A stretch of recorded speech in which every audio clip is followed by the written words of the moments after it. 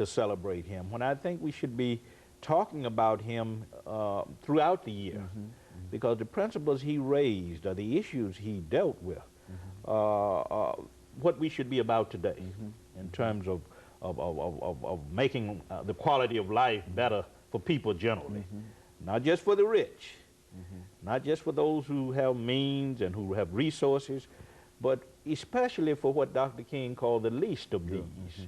And he constantly talked about the least of these. Well, I think you mentioned the celebration of the national holiday. What can you say in reference to that celebration? Do you think that that there's been a lull in reference to what has to be done, and that there ought to be a greater interest in this as a national holiday? I mean, how do you see that? I think it needs to be, we should not see it as simply a day off work, a day to have picnics, whatever you want, that kind of celebration. I think it's a time for us to get together in workshops and classrooms to talk about the issues that still divide us as a nation. Not merely race and economics and violence and human destruction, but also politics. The nation, as you well know, is very divided now between what some call the red states and others call the blue states, between what some call conservatives and others call liberal. Unfortunately, we're a very divided nation, and Dr. King always said that we can't achieve much that way. We also need to look at these issues, church-state issues. There's a lot of debate about that going on, about the religious right transcending the boundaries that separate church and state. Dr. King spoke to all these issues. The politics that divide us, the economics that divide us, the race and ethnic boundaries that divide us. And I think he's relevant to all of these issues.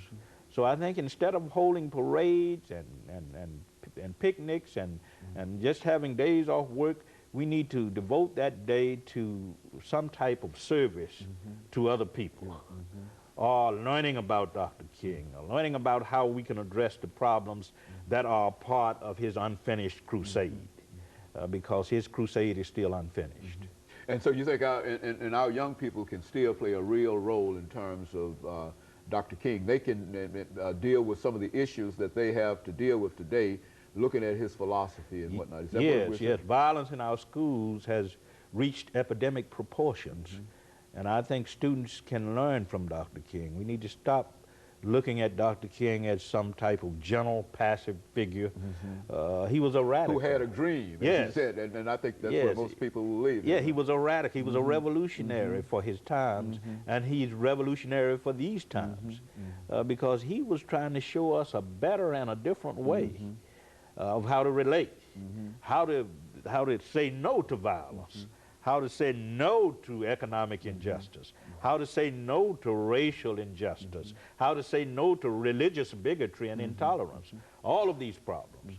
So I think he's quite relevant, and we need to stop seeing him as this kind, gentle preacher who led demonstrations and wouldn't fight back, and we need to begin to see him as a radical prophetic figure who challenged us with a prophetic gospel.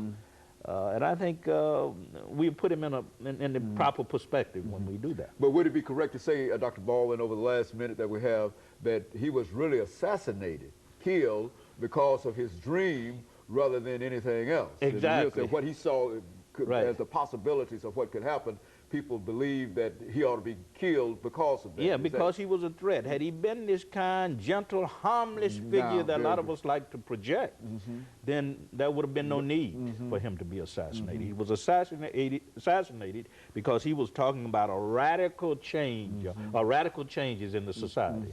And I think we need to understand that. Well, Dr. Baldwin, we've got about 40 seconds before we end this show for today. And I just want to thank you for bringing by that excellent information, and in a real sense, updated information in reference to what we've been dealing with on Dr. Martin Luther King. Because, Appreciate it.